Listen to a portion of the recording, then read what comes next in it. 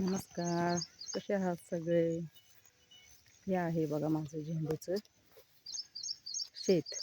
20 गुंठ आहे आणि यात आज फुलं तोडायला माझे कामगार आहेत.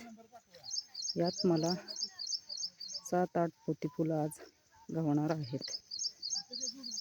पण एक नक्की करा, माझ्या व्हिडिओला लाईक आणि सबस्क्राईब करा.